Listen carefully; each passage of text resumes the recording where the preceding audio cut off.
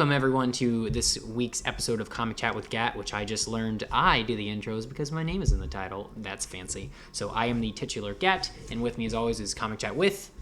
I say it every week, but I hate that word. He said titular again, everybody. He told me, like, there was literally a time where he's like, literally don't ever say that again. Yeah, it's just a gross word. But it works so well in an does, intro. It makes sense, and it also makes sense for it to be like a comic book.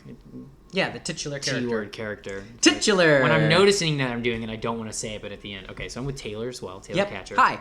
So this week, we just got done reviewing a game, which is pretty exciting. It's not a video game. It is a card game. Card game, I guess. I think Comic Chat with Gat, I feel like we're kind of transitioning into a mix between comic books and tabletop. So it still feels like things you hold in your hand and you read, and they're not like video games or something. So I think we're really liking that. We're enjoying the time. So check out our review for Exploding Kittens. A really fun game, Kickstarter backed. Taylor got his first edition and the NSFW edition, and we played it for, I think it was like 15, 16 minutes or something like that. Yeah. Played at work. When you're on your lunch break, give it a watch. It was fun. And the winner was highly justifiable. It should not have happened. Just throwing that out there. Whoever won that game is an asshole. Anyway, so because I lost. This week, we have some pretty cool stuff on the docket. I've been hearing and reading. It's become mainstream how bad Fantastic Four is supposedly is.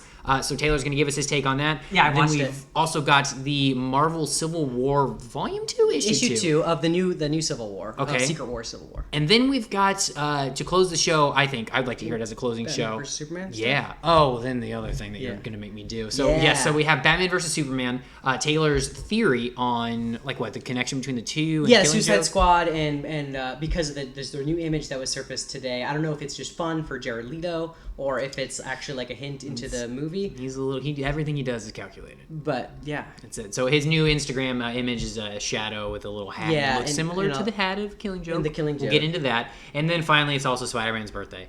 Yeah, happy birthday, Spider-Man 53. Good for you, buddy. Taylor wants me to sing happy birthday. We're gonna sing happy birthday to Spider-Man at the end of the podcast. We're not gonna sing happy birthday. We're gonna sing happy birthday to Spider-Man. So part of my religion, I can't sing happy birthday. So are you a Jehovah's Witness? Yes.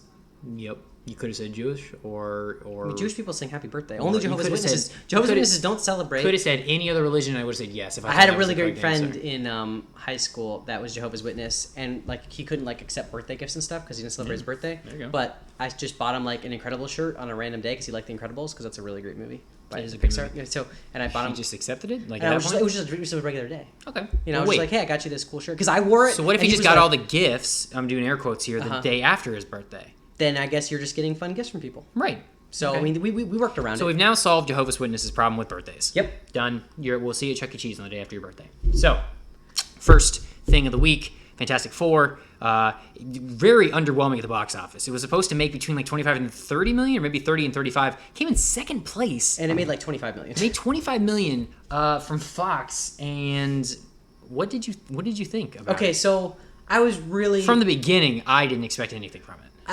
There was so much negativity, and I feel like sometimes I get so overwhelmed by the negativity in the internet that at first I start falling into it, and then I go, you know what? Everyone's negative about the Joker by... tattoos and all that No, shit? no, I'm talking about before that. What's his name? Oh, Jared Leto. No, before Jared Leto. Sorry, I knew Heath Ledger. I was trying to say the words I knew it. People hated on Heath Ledger, right? Yeah. They hated on Ben Affleck for Batman, but that new Batman vs. Superman trailer was amazing. It's okay. No, shut your mouth. It was amazing. So, he looks like Bruce Wayne, and people hated on Jared Leto's Joker, and still the tattoos don't make sense, but, the trailer was good. They might figure it out. Whatever. It's someone else's vision. And so I kind of took all the hate with a grain of salt, oh, man, the thing has no pants. It's well, he's a rock man. Why does he need pants? To hide his rock penis. And I also feel no, because, that was a question. Did you ever see Mallrats by Kevin Smith? Nope. So...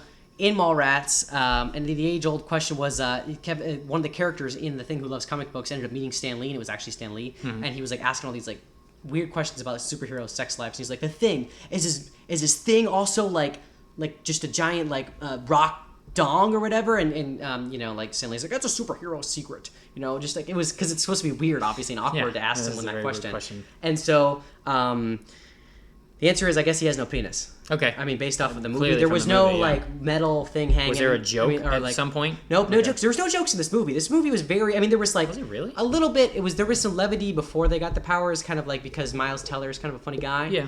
I thought the other dude was too... Michael B. Jordan? Yeah. He didn't really make any jokes. Huh. I feel like I don't remember a laugh. Really? From you or anyone in the audience? I think overall, I don't remember laughs. There could have been. Like I said, the beginning was kind of like it was kind of fun and like oh that's kind of like I said, I really liked the beginning of the movie. Okay. I thought that Ben Grimm and Reed Richards as like kids was great. Once they became teenagers, you're like okay. And How long were they kids in the movie? It was. We're doing spoiler free though, right? I'm assuming. It's spoilers. No, if you're listening to this at this point, you haven't seen it and you're not going to see it.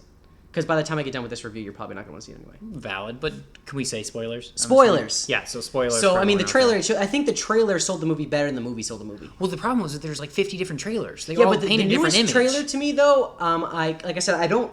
We know on this podcast, that I don't read a lot of Marvel books, and so going into this, I was kind of excited not to have read much because there's nothing for me to be like, well, push on my glasses and be like, I don't know. But I asked some friends that read comic books and I was like, what is this supposed to be based off of? Like, I don't know. And they're like, well, it's kind of like Ultimate Fantastic Four is kind of like the main.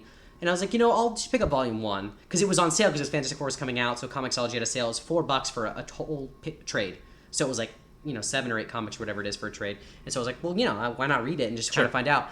And after reading it and then watching the trailer, it was really similar, and I was like, well, what is everyone hating? Because the reviews are already out, and I was like, everyone's hating on this, but it looks pretty close to the comic books from what I see. Like, young Reed Richards had a little toy car, and, like, sent the toy car into the negative zone and everything, and I was like, this is exactly what happened. They were at a science fair, and they were found out by a recruiter for the Baxter Building, which is, like, supposedly like a school for... It's like Xavier's school, but for just smart people. Right. Like super smart people. So is that a normal thing, the Baxter? The Baxter Building, kind of familiar. Yeah, the Baxter Building is where the Fantastic Four live, like in the comic books. It's always been. And so they had the Baxter Building in the movie, but instead of having like a random recruiter, it was actually Dr. Storm and Sue Storm that show up at this random science fair. Dr. Storm, the Halle Berry?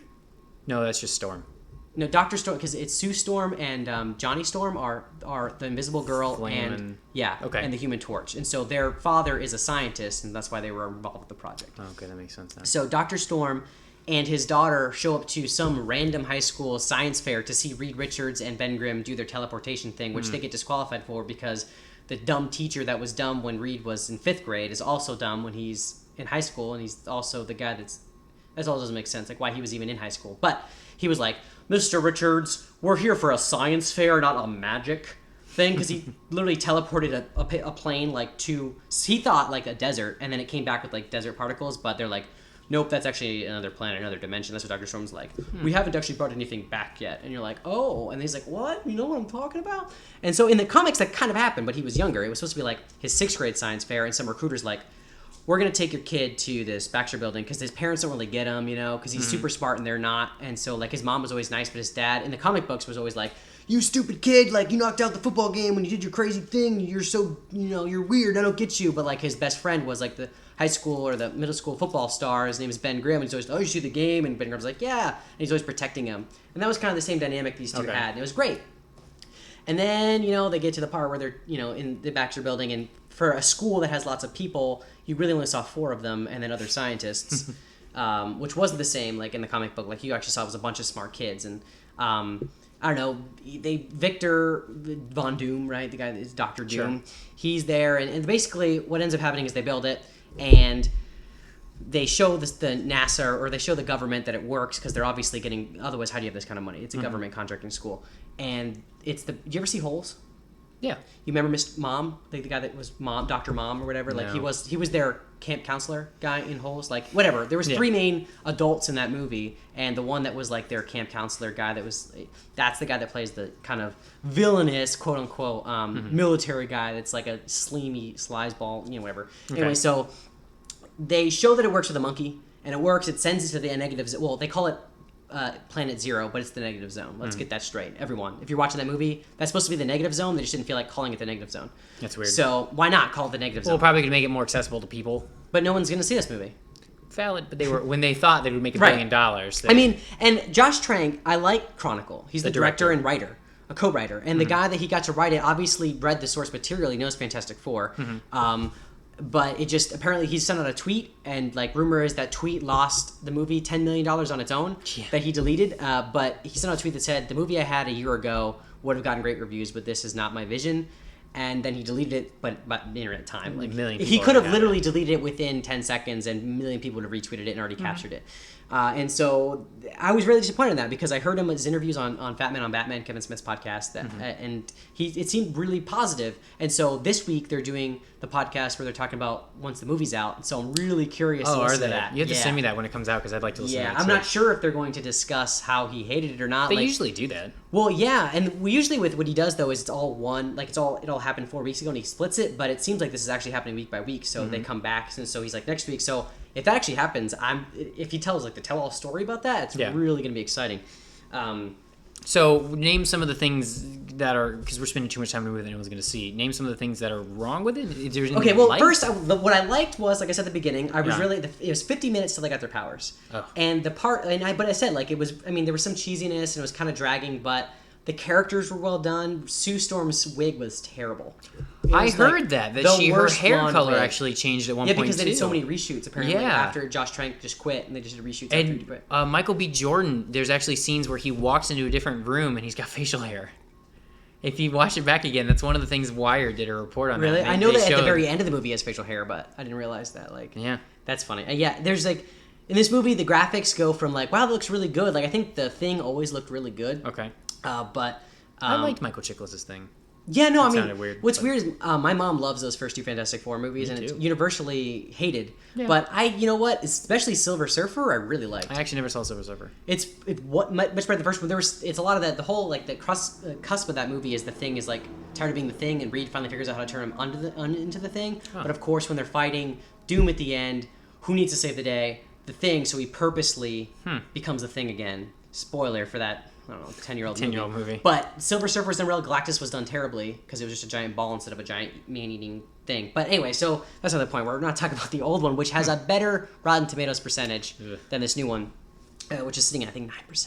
Yeah. But anyway, so I really liked how they got their power. So the idea what I was getting to is the NASA guys say it works, and they were all promised that they'd be the first people in the negative zone as people, but of course they're like, no, we want astronauts to go. Like the government's like, we don't want any scientists. And then of course, like, it's Doom and Michael B. Jordan, so Johnny Storm and Reed, and they're drinking afterwards because they're like depressed about it. And Doom's like, no one ever remembers the engineers that made the shuttle that went to Moon. They remember Neil Armstrong and Buzz Aldrin. And he's like, but we've got to do that. So he's like, why don't we just, like, it's right here, let's just take it. Like, and Michael B. Jordan's like, my dad will kill us, and he's like, but we'll be back before your dad even knows we're gone. Which is like, you're like, okay, this is what's gonna blow up, like, like it's something bad's gonna happen. So they go. He calls his friend Ben Grimm. He's like, you helped me when we were kids. Just come on over here. Had they not seen him? Had they not talked before that? It's only been like maybe a year or something since they that's hadn't weird. talked. But Okay. he was like, because Ben Grimm was like, he's a poor, like he owns like a junkyard or something. So he's like, just come down to New York, man, because they live in Jersey or something. And so it's 4 of them. They go, they make it there, but of course they want to find out more about the planet. They get too close. Explosions happen. Doom gets 4 of lost. them. Where's Sue? Well, Sue is she's the goody two shoes kind of character. She's Okay. She's with her dad or something, but she sees that they disappear, and so she goes into the room because they can get back on their own, whatever. But she's like, oh no, like, what did I do on my brother and their friends? And so she goes and is like, like trying to figure it out like on her own. She's like, call my dad, and while they're in the negative zone, and they do stuff, and of course when they're on their way back, shit starts happening. Doom gets like encompassed by the green planet energy, and he gets lost. And like, no, and he like whatever. Reed tries to grab him. The green energy falls into his arm that he's stretching out to try to Okay. capture I guess Von that makes Doom. sense, So sure. he gets his He gets stretch his powers from that. abilities. He gets in the pod. The other 3 guys jump in the pod. The other 2 guys, because Von Doom's gone. They're like, I don't fucking we weren't.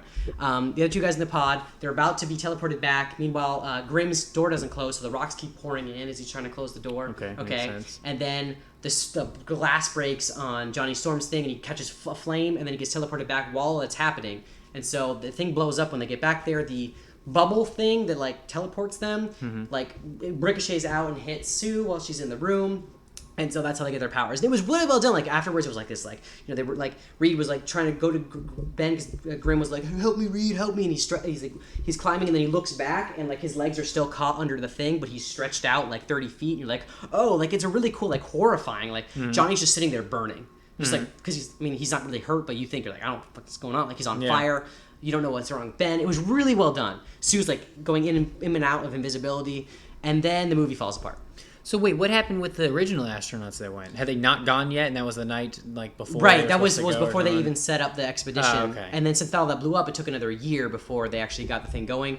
And within that year, Reed went on his own to try to solve the problem and ran away from the Area 57 facility that he was captured in. Did they show any of this training or any of that? No, I mean, they showed him run away, and then they turned Ben Grimm against him because like he ran out on you. Even he was like, hey, Reed, help me, and he's like, I'm gonna fix this, but I gotta get out of here to fix this. And so he leaves, but then they kind of military train, and pretty much the best. You see all the action of these people doing stuff on a screen in a conference room of like the military people showing like what they've done, and so you're like, why That's don't weird. you show me like something cool? A scene. And then the plot kind of falls apart there, and then when the astronauts finally get back there and they find Reed again, who is doing something that never like comes to fruition, like within the regular story. What is he like doing? he's building his own teleporter so he could like fix it because he's trying to fix Ben, like he really is. But you know, of course, Ben's like, "Oh, you're a mean man." Meh, meh, meh. I'm angry because I don't understand, and we're not gonna have conversations because people in movies don't have conversations. Right. And so they show him building it, and it's just like a lost part of the movie that just doesn't exist. And so they get back because they need Reed because he knows the actual code how to get them to space or whatever, the negative zone. The astronauts go. Doom shows up, comes back like he's still alive in the alternate zone. He comes back with them, starts killing everybody. How did Doom look? He looked funky, like there's pictures, but I think it worked for what they wanted to do. Okay. And it was great because he had the green cloak thing. Like when he showed up, like he was walking like a nomad kind of person with a green cloak, and you're like, yeah, Dr. Doom. The thing says it's Clobber in time, if you were wondering, so that's great. They all fight at the end, but like my girlfriend Sarah said, she didn't realize it was the climax till like the climax was over. Oh, wow. And she's like, oh, that was the movie? Like it ended? Like they said, the second half of that movie after they get their powers is just a mess. And That's probably where all the reshoots happen, maybe. I don't know. I think that there was a movie there. Like you could see that there was something, and they have great actors. All of them were great actors, but something happened and it all fell apart. And I wish there was a documentary coming out that was about the fall of the Fantastic Four movie, because it's just You really like the Superman one, and I now love you that. wanna- To make a $150 million movie that makes $25 million. Yeah, it's real John bad. Carter territory. All right, so We spent 15 minutes on that. That's sorry. recommended. Don't go see it. But you know, Rent now you it. got the whole movie. I would say you I'm can gonna rent rent it. it. I plan on probably renting it. Because, you know, like I said, the first half is good, and I enjoyed it, and watching them get their powers was cool, but it kind of like, I was like, all right. Yeah. Okay, so part two, or second item, is the Batman. Batman vs. Superman? Yeah. Okay, so today, Jared Leto had the picture, like it was the hat that... Today, Monday, August 10th. Right. In the Killing Joke, he wears a hat, and there's already a reference to it. Jared Leto took a picture with him holding the camera, because I think if I was going to be the Joker, I would take that picture too. Like as a like my profile pic for Facebook, Sure.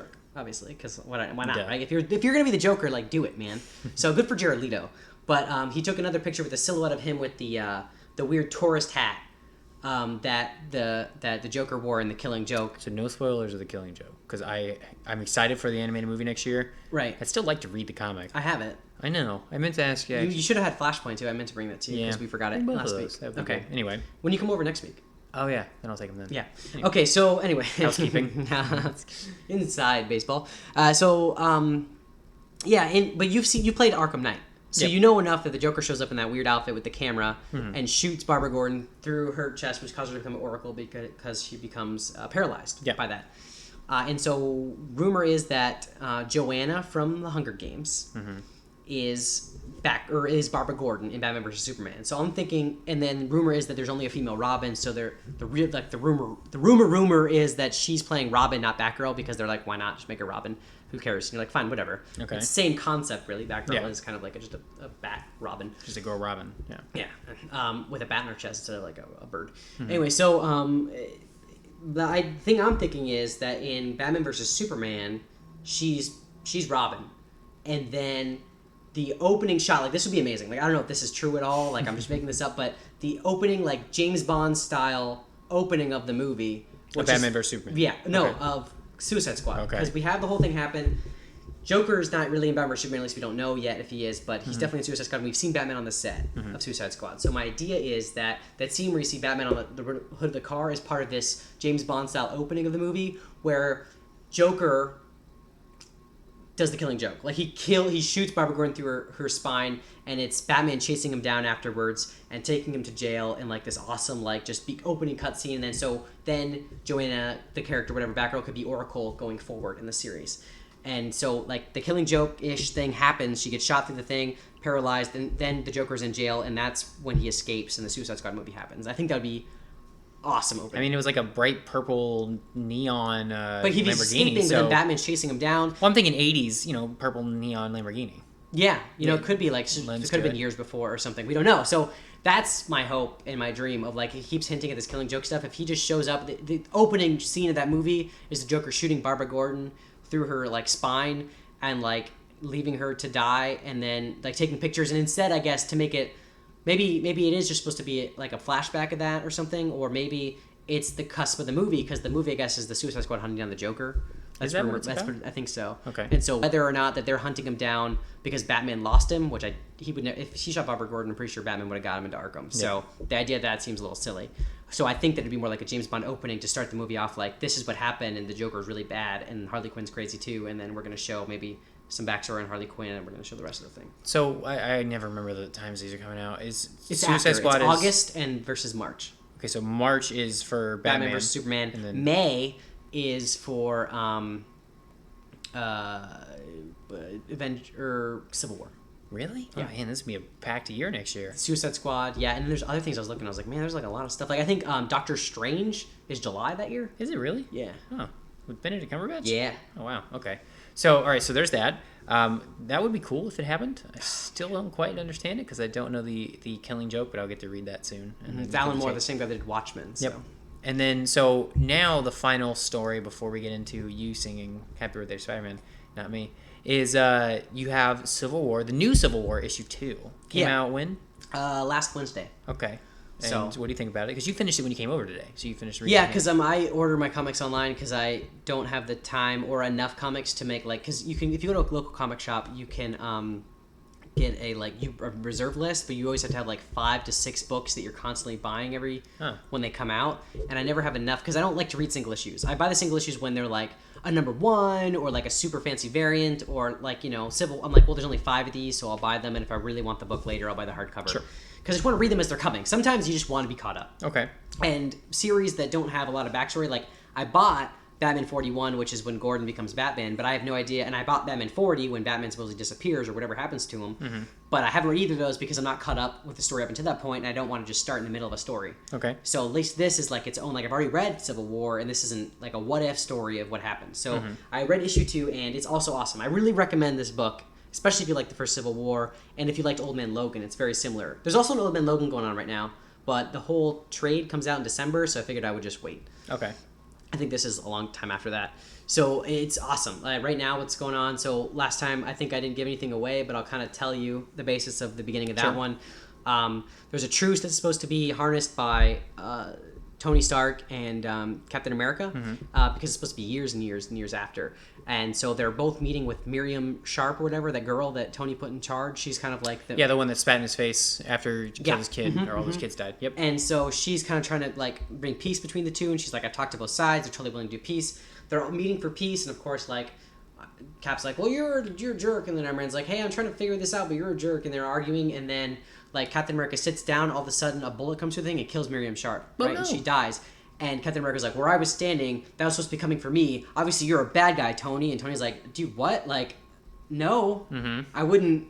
And he's like, whatever, this is over. You're crap. Get us out of here, Spider-Man. Figure out what the hell's going on.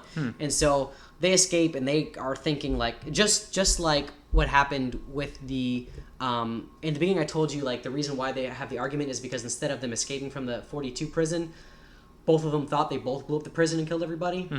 It's the same thing again, where it's like they both think. I mean, Iron Man knows it wasn't Captain America that tried to kill himself, but Cap thinks that Iron Man did it. And so Iron Man even trying to go into Cap's side makes it seem like he's trying to spy on them or something. And so it's this really interesting battle between the two. And so what happened now is they sent a drone in, and then Storm shows up, and I guess T'Challa, who's Black Panther, got killed at some point. And which you don't know. You're just she's like, for my husband, how dare you come into our side of the thing? And she blows up his drone. And Iron Man's like, I still need to get someone in there because he figures out that there's there's the timeline of the Is this Civil still War. the first issue? This is now the second issue. Oh, okay. Let's mix it all Got it. together. There's timelines of the Civil War that Tony Stark brings up on a pad, and he's showing She-Hulk, who's his girlfriend right now. Mm-hmm. And he's like, the green things are the things that happened because of like obvious things based off of history, like they should have happened. So it even showed like the beginning of Civil War, like it showed like the explosion, and then it showed you know of like the beginning of the start of Civil War, and then like the killing of Goliath, and then it showed the 42 prison, and then because of what happened, the 42 prison was red because of the explosion of the 42 prison, which means like it was like this is a weird scenario, like why did this happen? And then the green was like the division of the things because that's what would happen based off of the history, and he's like every red point all the way is something that's improbable, and so someone's orchestrating it, and I don't know who, but we need to find out. And so he sends She-Hulk in as a secret agent into the blue, which is Captain American's side, not as She-Hulk because obviously a 7 foot tall green woman. Very obvious. Just regular Jennifer, I think is her name.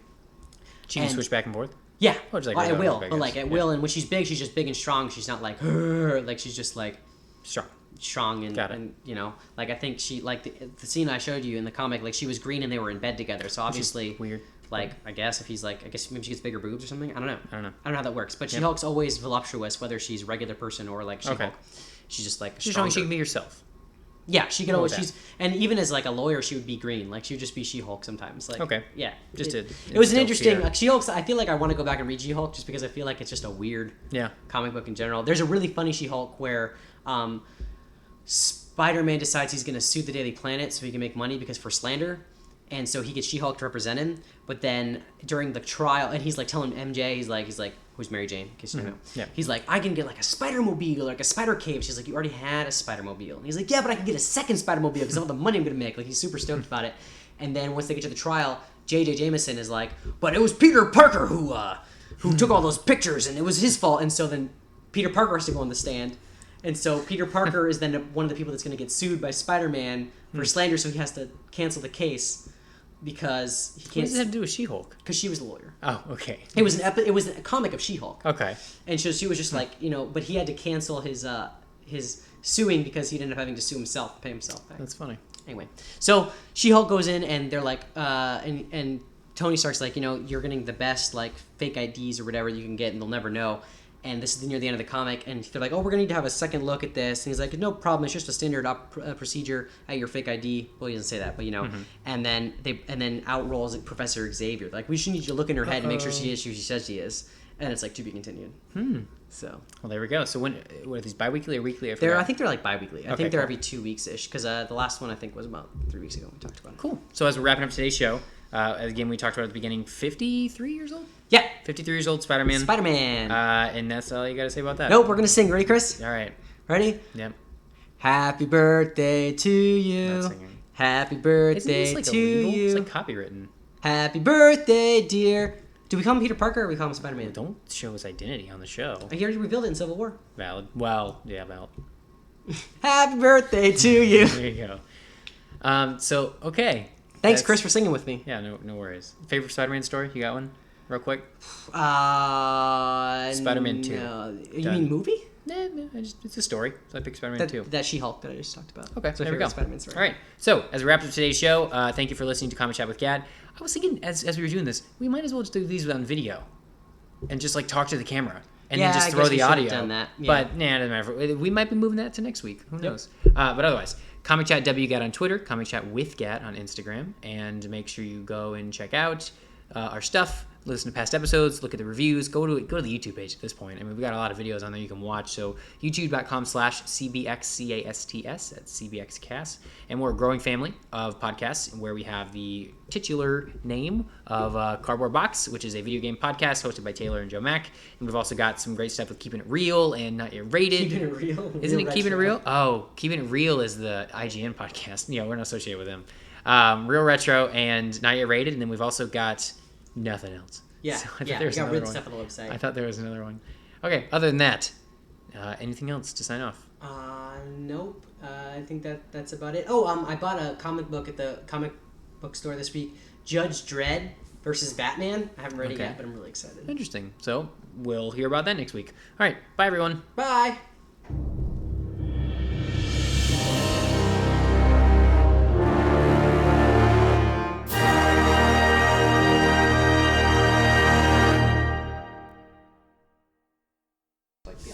Okay. So yeah, did I ever tell you about that Will Farewell party I had? No. Okay, so like my friend Lance, my best friend Lance, was leaving and he's moving to Texas, and I was very sad about it. But we both loved Anchorman like a lot, and so I had a Will Farewell party where everyone that showed up had to be dressed up as a Will Ferrell character or a side character in a Will Ferrell movie. Is that how you got the picture of your like Google Plus profile? Yeah, the news where team you're... assembling, jumping up. Yeah, Yeah. so Lance was Ron Burgundy, and I Okay. was Brian Fantana, Paul Rudd's character. And then Drew, who you met at the party, he was Champ Kind, and then my friend Nick, who I haven't seen in a while actually. He was Brick, and we got the suits, and we got the just giant hats, and then everyone else at the party, we had the Roxbury brothers, we had the Step Brothers, we had pretty much like we had Ricky Bobby, we had Cowbell. Cowbell Will Ferrell. We had Man in the Yellow Hat actually showed up, so like he voiced the Man in the Yellow Hat in the the just a deep pretty much cut. every single every single Will Ferrell character, because there was a lot of people at that party and like everyone dressed up as different Will Ferrell characters. Oh, we had Zootlander, like of course, and so yeah, it was really like everyone that was like I feel like a last hurrah, because I feel like I had never done a party as successful as that one. But we even had like a Channel 4 news team. Like my mom made cupcakes and had the Channel 4 like the 4 on it, and it was great. Good times. Anyway, so